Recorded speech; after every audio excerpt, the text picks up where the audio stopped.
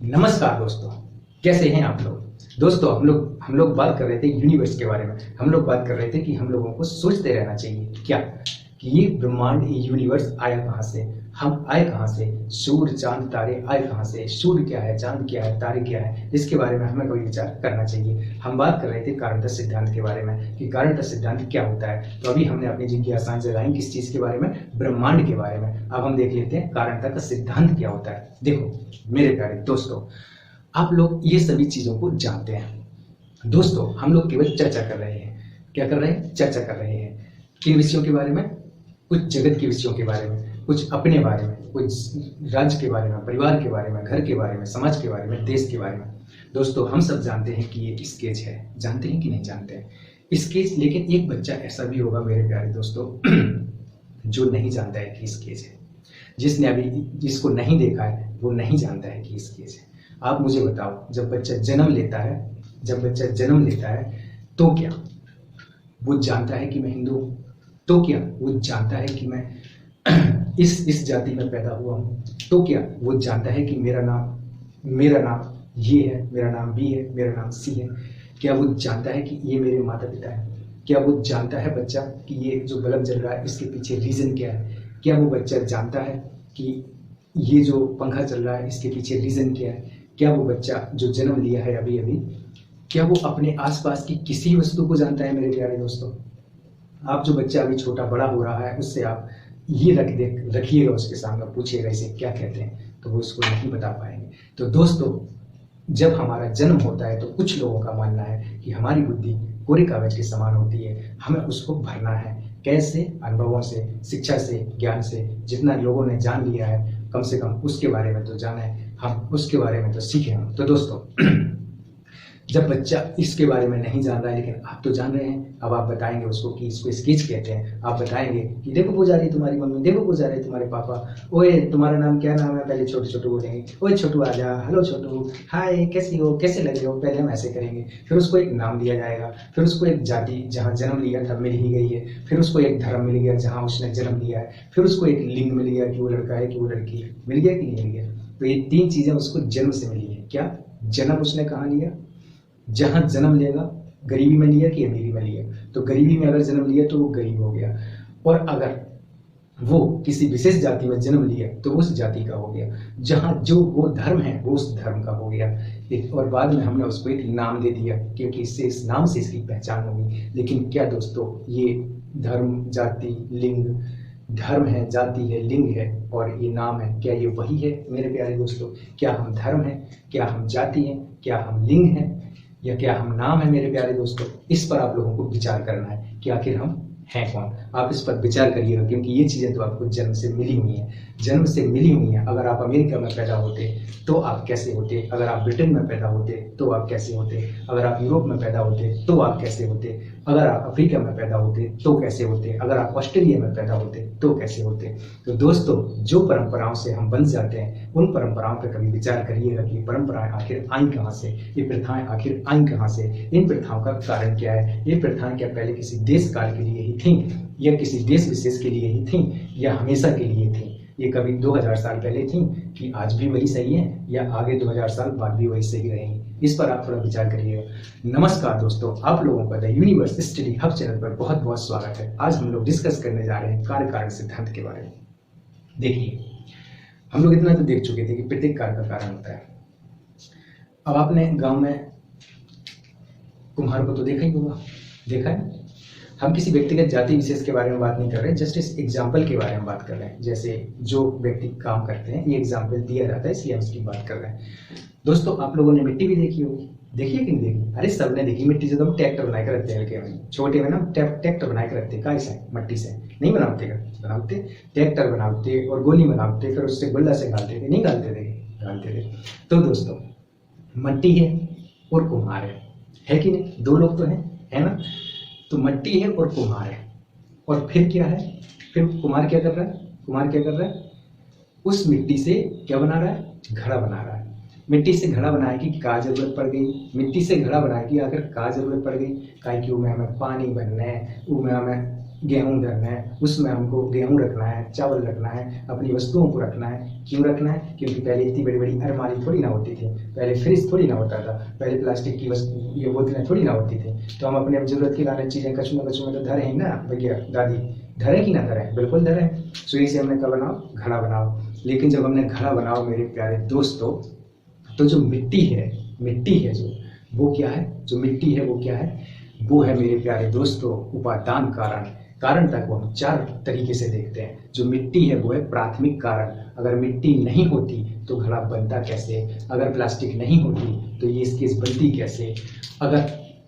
अगर श्वास नहीं होती तो हम होते कैसे?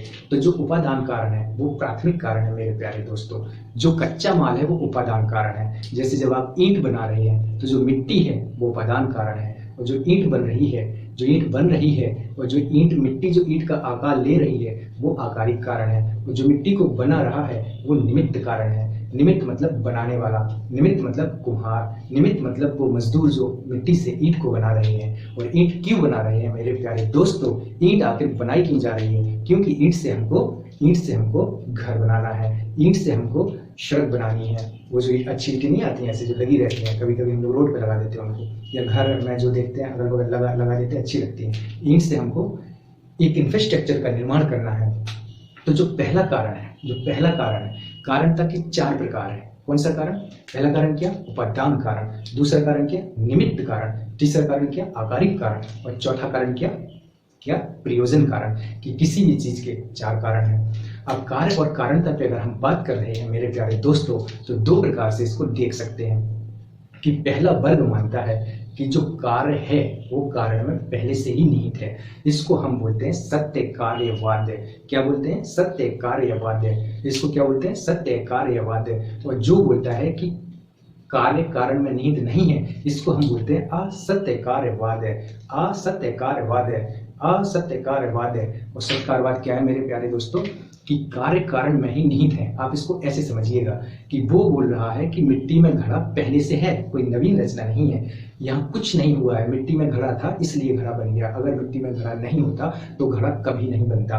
अगर सरसों के बीज से तेल निकल रहा है तो तेल सरसों के बीज में पहले से है, उसमें कोई नवीन उत्पत्ति नहीं हो रही है। उसमें तेल है इसलिए निकल रहा है, बीज में तेल नहीं होता तो नहीं निकलता। ये क्या है मेरे प्यारे दोस्तों? सत्कार्यवाद है। कि मेरे अंदर जो चीज़ है वो बाहर निकल रही है, मेरे अंदर नहीं होती तो बाहर नहीं निकलती, अंदर है इसलिए बाहर निकल रही है। तो जो भी चीज़ें हैं क्या प्रत्येक कार्य का कारण है। तो जब प्रत्येक कार्य का कारण है तो कारणता के 2 प्रकार हम देख रहे हैं अभी, सत्कारवाद और असत्कारवाद। सत्कार बोलता है कि जो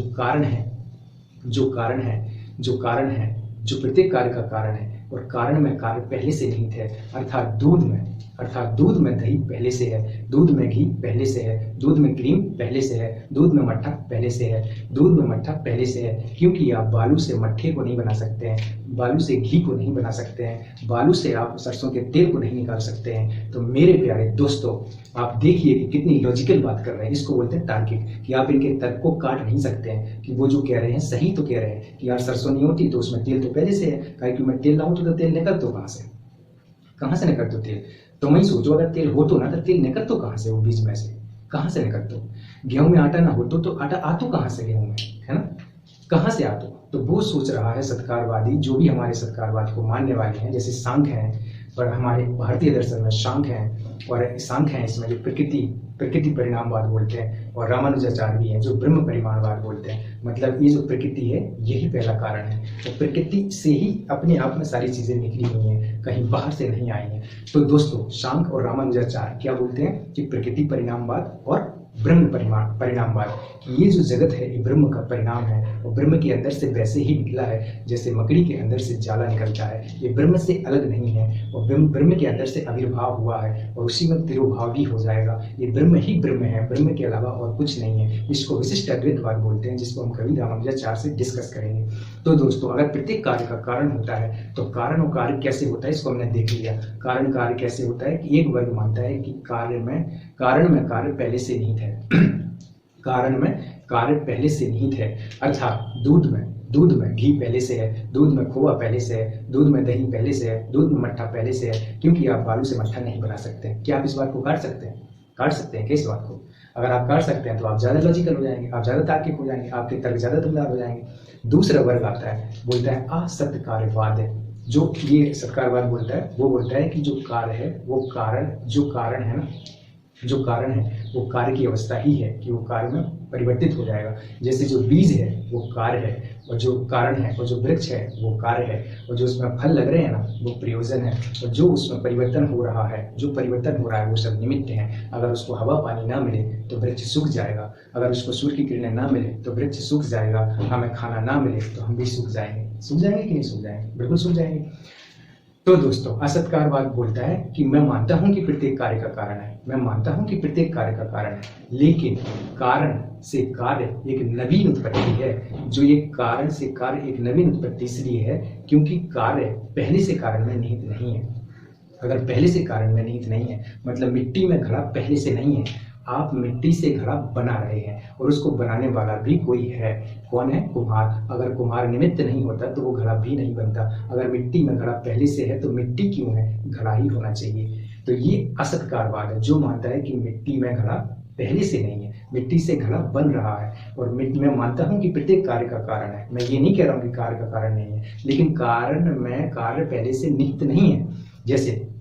जैसे हम लोग देखते हैं कि हम जब जन्म लेते हैं तो कुछ लोग बोलते हैं कि भैया उनकी तो किस्मत चमक गई, उनकी तो किस्मत की वजह से बन गई, अर्थात मुझे कब बन गए वो पहले से मेरे अंदर निहित है। जी कौन बोल रहा है? ये कौन बोल रहा है? ये बोल रहा है सांख्य, या ये बोल रहे हैं सत्कारवादी। जो भी सत्कारवाद को मानने वाले कि मैं क्या बनूंगा ये जन्म से डिसाइड है, और वो तो एक निश्चित समय में आकार लेता जा रहा है और एक निश्चित समय आएगा तो वो मैं बन जाऊंगा। तो ये क्यों? क्योंकि कारण में कार्य पहले से निहित है, मैं कारण हूँ और ये कार्य होता चला जा रहा है। और दूसरा बोल रहा है नहीं तुम हो, लेकिन तुम क्या बनोगे ये तुम डिसाइड करोगे कि तुम क्या बनोगे, किस पथ पर चलोगे। तो कुछ लोग मानते हैं कि भाग्य पहले से होता है और कुछ लोग मानते हैं कि व्यक्ति अपने भाग्य का विधाता स्वयं है। इस पर हम लोग कभी विचार करेंगे। तो दोस्तों कारण का इतना क्लियर हो गया कि कारण है और कार्य है। कच्चा माल कुछ भी हो सकता है, जैसे गेहूं है वो भी कच्चा माल है, गेहूं से क्या बन रही है? बिस्किट बन रही है। तो बिस्किट बनाने वाला कोई है ना, वो उसका निमित्त है। बिस्किट किस लिए बना रहे हैं? क्योंकि उसका एक प्रयोजन है। तो सबसे पहली बात कारणता में आपको देखने हैं कि आपकी जितने भी आसपास चीजें घट रही हैं हर चीज का कोई ना कोई कारण है। हर चीज जो भी कार्य हो रहा है आपके आसपास हर चीज का कोई ना कोई कारण है। आपको उस कारण पे जाना है। ऐसी चाहे जितनी भी समस्याएं हमारे आसपास घट रही हो, चाहे कोई भी समस्या हमारे आसपास घट रही हो, चाहे वो महिलाओं की समस्याएं हो, चाहे वो बच्चों की समस्याएं हो, चाहे वो दलितों की समस्याएं हो, चाहे वो जलवायु परिवर्तन की समस्याएं हो, चाहे वो भुखमरी की समस्याएं हो, चाहे गरीबी की समस्याएं हो, चाहे कुपोषण की समस्याएं हो, चाहे भ्रष्टाचार की समस्याएं हो, चाहे नक्सलवाद की समस्याएं हो, चाहे आतंकवाद की समस्याएं हो, जितने भी विषय हम अपने भारत में देखते हैं, पूरे विश्व में देखते हैं, ग्लोबल वार्मिंग की समस्याएं हो, जलवायु परिवर्तन की समस्याएं हो, पर्यावरण प्रदूषण की समस्याएं हो, हर के पीछे एक कारण है और उस कारण को हटा देंगे तो कार्य अपने आप रुक जाएगा। जैसे अगर मैं पंखा चल रहा है, अगर मैं बटन दबा दूंगा तो पंखा बंद हो जाएगा। अभी भी मेरा पंखा बंद ही है मेरे प्यारे दोस्तों, क्योंकि अगर मैं पंखा चलाऊंगा तो फिर आवाज़ सही नहीं आएगी, और आवाज़ सही नहीं आएगी तो फिर मेरी बात आप लोगों तक अच्छे से नहीं पहुंच पाएगी। इसलिए पंखा बंद करना पड़ रहा है, पंखा बंद करना पड़ रहा है। भले ही थोड़ी सी गर्मी क्यों ना लगे, पर आप लोगों तक ये चीज़ें पहुंच जाएं, आप लोग ऐसे सोच पाएं तो मैं समझूंगा कि ये गर्मी कुछ भी नहीं है ना मेरे प्यारे दोस्तों। क्योंकि आपका जो भाई जो थोड़ा बहुत जाना है वो चाहता है कि आप सब लोग जानें, आप सब लोग सीखें। इसी शुभकामना के साथ हम लोग फिर किसी नए टॉपिक के साथ मिलते हैं। आज हमने कारणता का सिद्धांत जाना है कि कारणता क्या होती है। प्रत्येक कार्य के पीछे एक कारण होता है। कारणता को दो प्रकार से हम लोगों ने देखा, सत्कारवाद और असत्कारवाद। सत्कारवाद क्या होता है इस पर भी हमने बात की है कि सत्कारवाद मानता है कि बीज में वृक्ष पहले से ही निहित है, नई उत्पत्ति नहीं हुई है। असत्कार बोलता है कि बीज में वृक्ष पहले से निहित नहीं है, नई उत्पत्ति हुई है। अर्थात जो सरसों से तेल बना है वो पहले से नहीं था, आपने सरसों से तेल बनाया है, चक्की तक गए, वो पिसवाओ तब तो जाकर के तेल बना है ना। कोई नवीन उत्पत्ति नहीं है। ये सत्कारवाद बोलता है कोई नवीन उत्पत्ति नहीं है, कार का विवाह होता है, तात्विक अंतर नहीं है, अवस्थागत भेद है।